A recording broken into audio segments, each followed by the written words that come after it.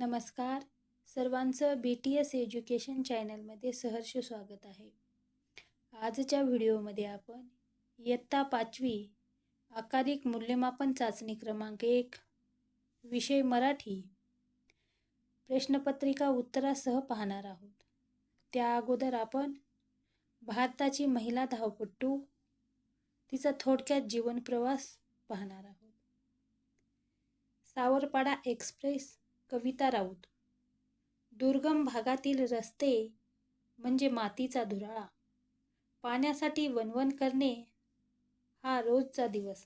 अशा प्रतिकूल परिस्थितीत कुरकुर न करता, हार न मानता जीवन जगणे म्हणजे एक दिव्यच. अशा खेड्यापाड्यामध्ये गुणवत्ता असते, पण ती शोधावी लागते. असाच एक डोंगरदऱ्यांनी वेढलेला आदिवासी पाडा. पाण्याच्या शोधासाठी तिथे मैलोनमैल भटकंती करावी लागे. त्याच आदिवासी पाड्यावर अनवाणी पायाने चालणारी, लाकूड फाटा गोळा करणारी एक मुलगी. तिने राष्ट्रकुल आणि आशियाई क्रीडा स्पर्धेत भारताचा दबदबा निर्माण केला आणि ऑलिम्पिक स्तरावर झेप घेतली. या आंतरराष्ट्रीय धावपटूचे नाव आहे कविता राऊत आणि त्या पाड्याचे नाव आहे सावरपाडा. हा पाडा नाशिक जिल्ह्यातील त्र्यंबकेश्वर तालुक्यात आहे. कविताचे बालपण निसर्गाच्या सान्निध्यात गेले. तिची आजवरची वाटचाल एक दीर्घ साधना बनली आहे. राष्ट्रकुल क्रीडा स्पर्धेत कांस्य आणि आशियाई क्रीडा स्पर्धेत रौप्य व कांस्य अशी पदके कविताने पटकावली. लागोपाठच्या या दोन्ही स्पर्धांमध्ये भारताचे नाव उंच करणारी धावपटू म्हणजे सावरपाडा एक्सप्रेस कविता राऊत.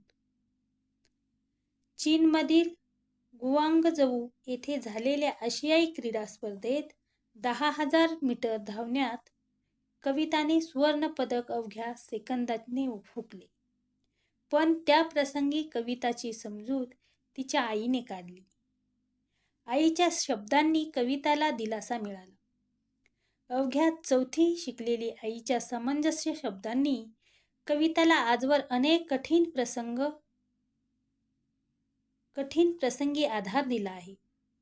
कष्टप्रद अनुभवामुळे कविताचे पाय कणखर बनले. नाशिक जिल्ह्यातील शालेय क्रीडा स्पर्धेत कविताने धावण्यात प्रथम क्रमांक मिळवला. पण कविताचे वेगळेपण तिचे वडील रामदास आणि आई सुमित्रा यांना फारशा तीव्रतेने त्यावेळी जाणवले नाही. कविताच्या पायामधील चमकदार डौल हेरली ते प्रशिक्षक विजेंद्र सिंग यांनी कविताच्या आईवडिलांची मानसिकता तयार केली आणि तिला नाशिकच्या भोसला मिलिटरी स्कूलच्या मैदानावर तंत्रशुद्ध पद्धतीने धावण्याचे धडे देण्यास सुरुवात केली. बूट घालून धावणे कविताला अवघड वाटायचे, कारण लहानपणापासून अनवाणी धावण्याचीच तिला सवय होती. विजेंद्र सिंग यांनी तिच्याकडून बूट घालून धावण्याचा सराव नियमितपणे करून घेतला. हिऱ्याला पैलू पाडल्यावर त्याचे तेज अधिकच फैलावते, तसे तिच्या बाबतीत झाले. गुजरातमधील गांधीनगर येथे झालेल्या राष्ट्रीय पातळीवरील शालेय स्पर्धेत धावण्यात रौप्य पदक मिळवून तिने यशाचा आरंभ केला. पुढे मग नाशिक येथे सराव आणि हर्सुल येथे शिक्षक अशी कसरत कविता करत होती. कविताची ही ओढाताण पाहून विजेंद्र सिंग यांनी तिला 11वी साठी भोसला मिलिटरी कॉलेजमध्ये प्रवेश मिळवून दिला. ती राहणार कुठे, हा कविताच्या वडिलांना पडलेला प्रश्नही विजेंद्र सिंग यांनी सोडवला. 24 ऑक्टोबर 2002 पासून पुढील 5 वर्षे ती त्यांच्याच घरी राहिली. स्वतःचा एक मुलगा आणि एक मुलगी असलेले सिंग दाम्पत्यांनी आपली दुसरी मुलगी म्हणून कविताचा सांभाळ केला. तिच्या धावण्याच्या गतीकडे विजेंद्र सिंग यांनी लक्ष पुरवले आणि त्याची प्रचिती म्हणजेच कविताचे यश. एकापाठोपाठ एक विक्रम तिच्या नावावर झळकू लागले.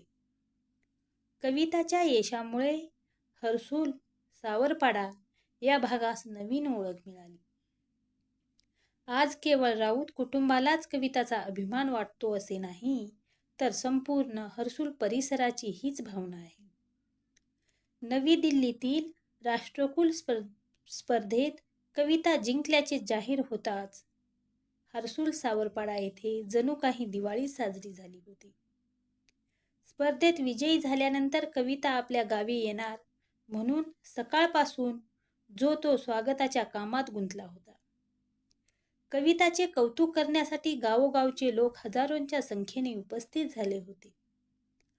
लेकीभोवती निर्माण झालेले वलय, तिला सत्कारासाठी घेऊन जाण्यास येणाऱ्या आलिशान गाड्या, पत्रकारांचा गराडा, यामुळे आपली लेक लई मोठी झाली याचे समाधान तिच्या आईच्या डोळ्यामध्ये सहज वाचता येत होते. कविता बंगळुरू येथे विशेष प्रशिक्षणासाठी गेली असताना रोज किमान एकदा तरी आईशी फोनवरून बोल. यावरून त्या मायलेकीचे गहिरे नाते दिसून येते. कविता सांगते, आईशी बोलल्यावर मनाला वेगळंच समाधान वाटतं. जगभरात जे झालं ते सर्व मी आईला सांगते. माझ्या त्रासाबद्दल मात्र तिला काही सांगत नाही, कारण ते ऐकून आईला उगीच वाईट वाटत राहतं. कविता हळवी आहे. प्रसिद्धीच्या वलयाने तिच्या स्वभावात काही फरक पडलेला नाही. बाप लेकीच्या नात्यातील वीण ही तितकीच गहिरी. लहानपणी आपले बोट धरून चालवणाऱ्या कविताच्या पायामध्ये मोठेपणी इतके बळ येईल असे तिच्या आईवडिलांना कधीच वाटले नव्हते. कविताच्या यशाचे सर्व श्रेय ते प्रशिक्षक विजेंद्र सिंग यांना देतात. जेव्हा कविता प्रतिकूल आर्थिक परिस्थितीशी झगडत होती, तेव्हा तिला आर्थिक मदत मिळावी म्हणून जो भेटेल त्या प्रत्येकास विनंती करण्यात विजेंद्र सिंग यांनी कोणताही कमीपणा वाटू दिला नाही. तेव्हा त्यांनी कमीपणा वाटू दिला असता तर कदाचित आज कविता या स्थानापर्यंत पोहोचू शकली नसती. गेल्या काही वर्षापासून कविता कुटुंबापासून दूर राहत असली तरी तिने सर्वांचे प्रेम जपले आहे. घरचे सण समारंभ उत्सव यामध्ये प्रत्येक क्षणी होता येत नसल्याची खंत कविताला वाटते. बंगळुरूच्या क्रीडा केंद्रात कविताला तिच्या आवडीच्या अजून एका गोष्टीपासून दूर राहावे लागले. ती म्हणजे वांग्याची भाजी आणि नागलीची भाकरी. कवितामुळे सावरपाड्याचे नाव आज सर्व दूर पसरले आहे. कविता तिथल्या मुलांमुलींसाठी आदर्श ठरली आहे. आज कविता भारतातील अव्वल धावपटू आहे. पी.टी. उषा या धावपटूला ती आपला आदर्श मानते. ती खूप मेहनती आहे. धावण्याचा सराव ती मनापासून करते. आपल्या प्रशिक्षकांनी दिलेल्या छोट्या मोठ्या सूचनांचे कटाक्षाने पालन करते. कविताचे म्हणणे आहे, मेहनत करणे आपल्या हातात असते. मेहनत हाच उद्दिष्टाकडे ध्येयाकडे नेणारा मार्ग आहे. मेहनत हाच उद्दिष्टाकडे ध्येयाकडे नेणारा महामार्ग आहे. हा महामार्ग आपल्याला यशाकडे नेतो. आपले जीवन आपणच घडवतो. कोणत्याही खेळाडूसाठी शारीरिक तसेच मानसिक तंदुरुस्तीचीही महत्त्वाची असते. कविता सरावात कधीच कसूर करत नाही. कविताचे इतर झगमगाटी गोष्टीकडेही लक्ष नसते. खेळाचा सराव चालू असतानाच यशवंतराव चव्हाण महाराष्ट्र मुक्त विद्यापीठामुळे तिच्या शिक्षणातही खंड पडला नाही. कविता ही तिच्या जीवन प्रवासाची नायिका आहे. या घटकावरील कठीण शब्दार्थ. दुर्गम म्हणजे जाण्यास कठीण, प्रतिकूल म्हणजे कठीण, पाडा म्हणजे आदिवासी वस्तीचं नाव आहे, अनवाणी म्हणजे पायात चपला किंवा वाहना नसणे, दबदबा दरारा, दिलासा धीर, कणखर काटक किंवा मजबूत, दौड पळण्याची कसब, फैलावणे म्हणजे पसरणे, दाम्पत्य म्हणजे पती आणि पत्नी, प्रचिती म्हणजे अनुभव, गहिरे नाते म्हणजे दृढ घट्ट नाते, नागली म्हणजे नाचणी एक धान्याचा प्रकार आहे आणि कसूर म्हणजे चूक. यानंतर मुंग्यांच्या जगात.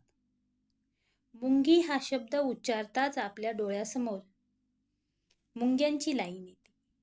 मुंगी हा शब्द उच्चारताच आपल्या डोळ्यासमोर येतात त्या साखरेवर ताव मारणाऱ्या मुंग्या, नाहीतर कडकडून चावणाऱ्या लाल मुंग्या. भारतात मुंग्यांच्या सुमारे 1000 जाती आहेत. कीटक वर्गात सर्वात जास्त उद्योगी, कष्टाळू, शिस्तप्रिय व हुशार म्हणून मुंग्यांचे नाव सर्वप्रथम हे घेतले जाते. मुंगी हा समाजप्रिय कीटक वसाहत करून राहतो. वसाहतीमध्ये लाखोंच्या संख्येने मुंग्या राहतात.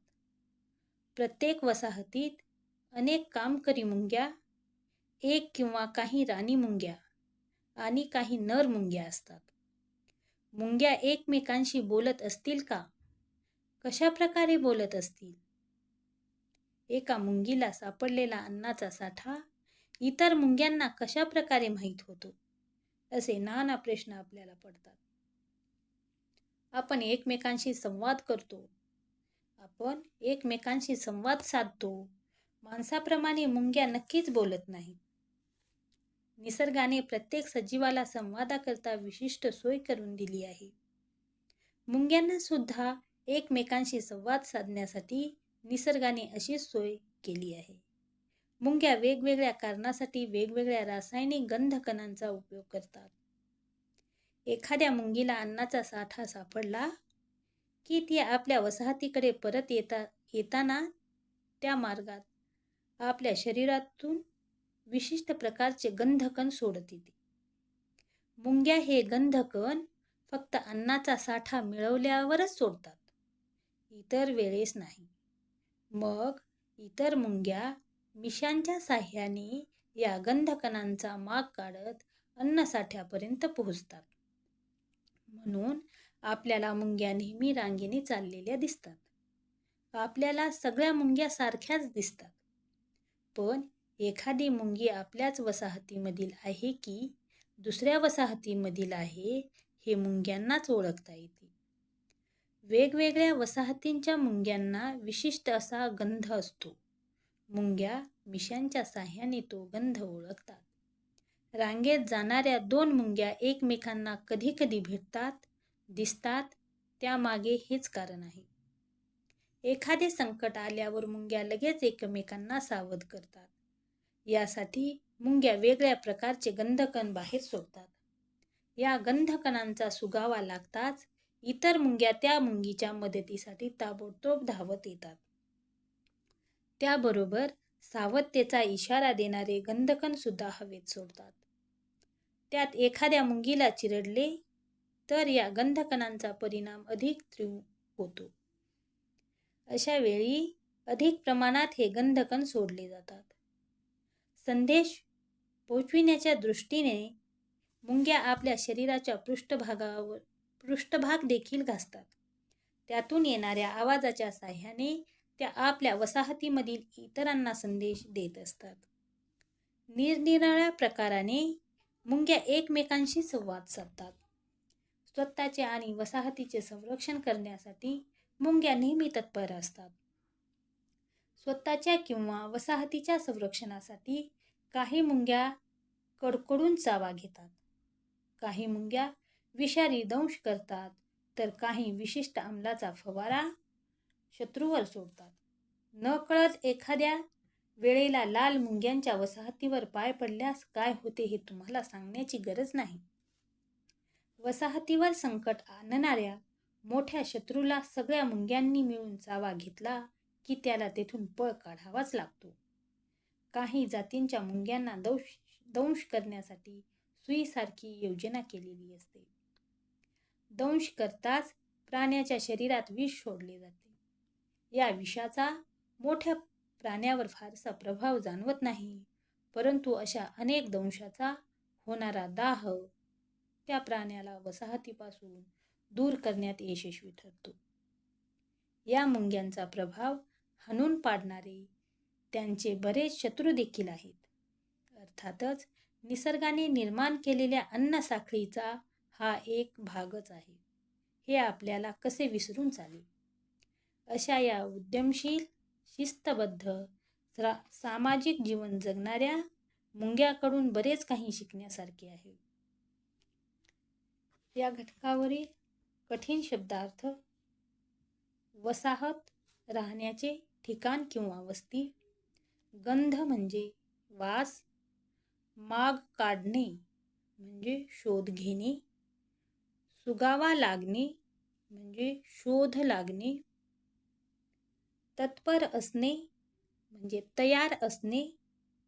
पळ काढणे, निघून जाणे. दाह होणे म्हणजे आग होणे. हाणून पाडणे म्हणजे खोडून काढणे किंवा निष्फळ करणे. उद्यमशील म्हणजे उद्योगप्रिय. यानंतर आपण आकारिक मूल्यमापन चाचणी क्रमांक 1 प्रश्न आणि उत्तरे अशी प्रश्नपत्रिका पाहणार आहोत.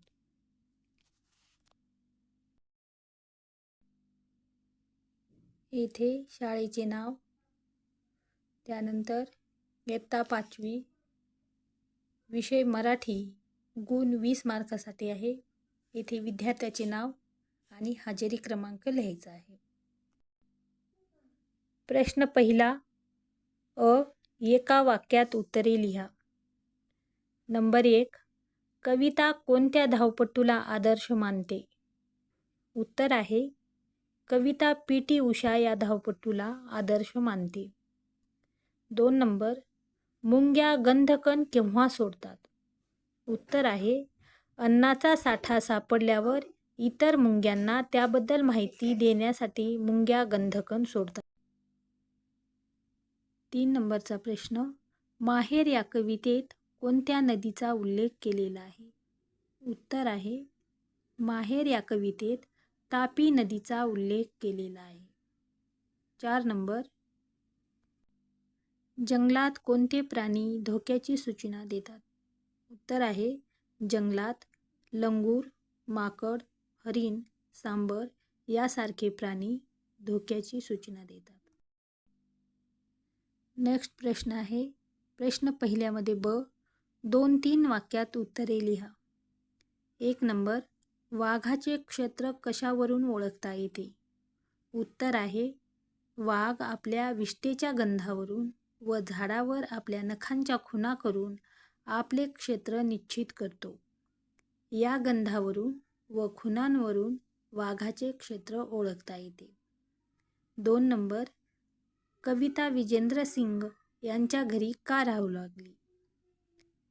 उत्तर आहे कविताच्या धावण्याच्या कौशल्यामुळे तिची नाशिक जिल्हा क्रीडा प्रबोधिनी येथे निवड झाली होती आणि तिथे राहण्याची व खाण्याची योग्य सोय नसल्यामुळे प्रशिक्षक विजेंद्र सिंग यांनी तिला आपल्या घरी आश्रय दिला व ती त्यांच्या घरी राहू लागली. क आहे काय ते लिहा. लाडू बांधण्यासाठी उपयुक्त पीठ. लाडू बांधण्यासाठी आपण कशाचा उपयोग करतो? तर ते आहे कणिक, बेसन किंवा डाळीचे पीठ. 2 नंबर आहे बहिणीसाठी भाऊ आणणार असल्याचे वाहन. उत्तर आहे चाकांचा पाळणा किंवा रथ. प्रश्न दुसरा अ. खालील तक्ता पूर्ण कर. या प्रश्नासाठी 2 गुण आहेत.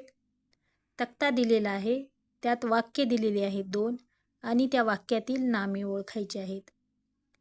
1 नंबरचं वाक्य आहे आज कविता भारतातील अव्वल धावपटू आहे. तर या वाक्यामध्ये किती नामे आहेत? तर वाक्यामध्ये कविता, भारत आणि धावपटू हे 3 नामे आहेत.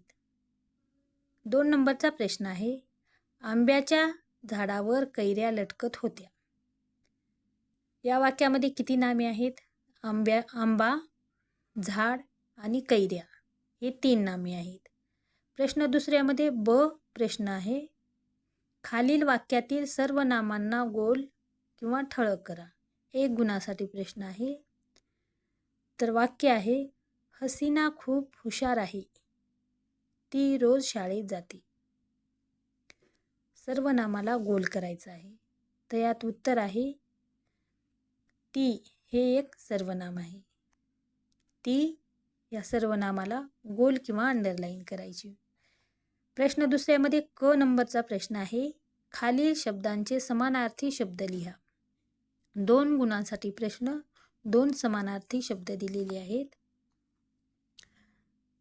क्रीडा, क्रीडाला खेळ हा समानार्थी शब्द. गंध या शब्दाला वास किंवा सुवास हा शब्द समानार्थी आहे. प्रश्न तिसरा अ, वाक्यप्रचार व त्यांचा अर्थ यांची अचूक नसलेली जोडी ओळखून तिचा पर्याय लिहा. माग काढणे, शोध घेणे. 2 नंबर, तत्पर असणे, तयार असणे, दाह होणे, आग लागणे, दिलासा मिळणे, धीर मिळणे. 1 गुणासाठी प्रश्न आहे. तर पर्याय क्रमांक 3, दाह होणे, आग लागणे. अचूक नसलेली जोडी म्हणजे चुकीची जोडी विचारली इथं. दाह होणे, आग लागणे आणि बाकीचे 3 कसे आहेत? माग काढणे, शोध घेणे बरोबर आहे. तत्पर असणे, तयार असणे हे पण बरोबर आहे. आणि 4 नंबरचा दिलासा मिळणे, धीर मिळणे. चुकीचं म्हणजेच अचूक हे या ठिकाणी सांगायचं होतं. म्हणून अचूक नसलेली म्हणजे बरोबर नसलेली कोणती आहे? दाह होणे, आग लावणे. प्रश्न तिसऱ्यामध्ये ब आहे, खालील वर्तुळातील प्रत्यय शब्दास लावून नवीन शब्द तयार करा. 2 गुणासाठी प्रश्न आहे. 1 नंबर, प्रत्यय पणा. पणा हा प्रत्यय लावून 2 शब्द आपल्याला तयार करायचे आहेत. कमी हा शब्द आणि मोठे हा शब्द दिलेला आहे. कमी, कमीपणा, मोठे, मोठेपणा. 2 नंबर आहे. प्रश्न तिसरा ब मधला 2 नंबर, प्रत्यय दार. दार प्रत्यय लावून 2 शब्द तयार करायचे आहेत. टोक, टोकदार, चमक, चमकदार.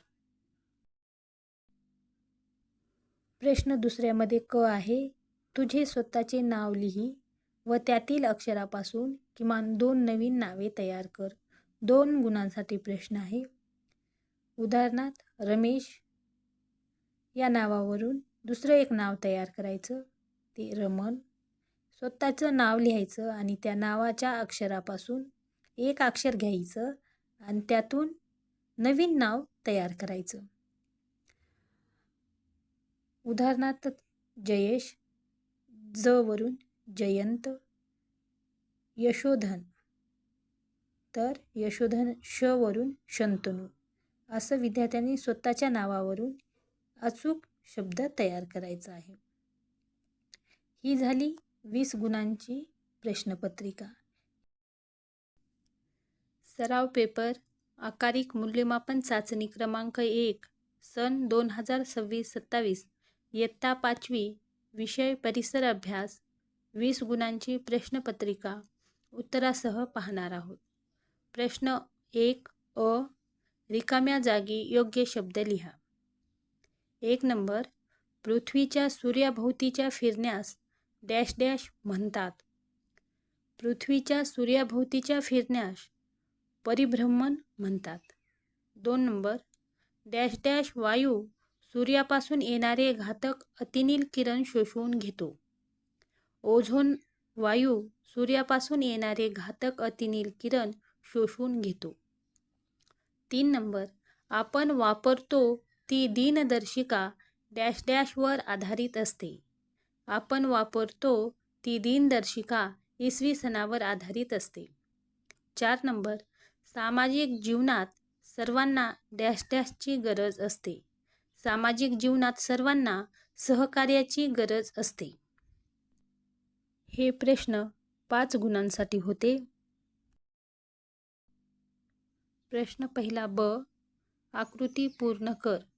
आपले सामाजिक प्रश्न कोणते हे बॉक्समध्ये लिहायचे होते.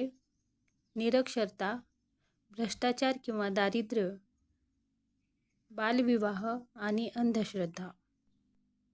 आकृती पूर्ण करासाठी 2 गुण होते. प्रश्न पहिला क. एका वाक्यात उत्तरे लिहा. इसवी सनाच्या पहिल्या 100 वर्षाचा काल कसा लिहिला जातो? उत्तर आहे इसवी सनाच्या पहिल्या 100 वर्षाचा काल इसवी सन 1 ते 100 असा लिहिला जातो. 2 नंबर. इतिहास म्हणजे काय? इतिहास म्हणजे भूतकाळात घडलेल्या घटनांचे शास्त्रशुद्ध पद्धतीने ज्ञान करून देणाऱ्या शास्त्राला इतिहास म्हणतात. 3 नंबर. सूर्याच्या सर्वात जवळचा ग्रह कोणता? सूर्याच्या सर्वात जवळचा ग्रह बुध ग्रह आहे. 4 नंबर. कालगणना करण्याची कोणतीही 2 एकके लिहा. उत्तर आहे सेकंद, मिनिट किंवा तास, दिवस, महिना, वर्ष. 5 नंबर. पृथ्वीवरील सर्वात मोठा खंड कोणता? उत्तर आहे पृथ्वीवरील सर्वात मोठा खंड आशिया खंड हा आहे. नेक्स्ट नंबर आहे प्रश्न दुसरा अ. पुढील तक्त्यात इतिहासाच्या साधनांचे वर्गीकरण कर. नाणी, लोकगीते, चरित्रग्रंथ, लेणी, शिलालेख, ओव्या. 3 गुणांसाठी प्रश्न आहे. तर 3 साधनांमध्ये वर्गीकरण करायचं आहे. त्यात भौतिक साधने, लिखित साधने, मौखिक साधने. भौतिक साधनामध्ये नाणी आणि लेणी. लिखित साधनामध्ये येतील चरित्रग्रंथ आणि शिलालेख. आणि मौखिक साधनामध्ये येतात लोकगीते आणि ओव्या. प्रश्न दुसऱ्यामध्ये ब. 2 नावे लिहा. 1 नंबर महासागर. उत्तर आहे 1 नंबर पॅसिफिक महासागर आणि 2 अटलांटिक महासागर किंवा हिंदी महासागर. 2 नंबर वातावरणाचे थर. 1 नंबर तपांबर, 2 स्थितांबर किंवा दलांबर किंवा आयनांबर. हा प्रश्न 2 गुणांसाठी विचारलेला होता.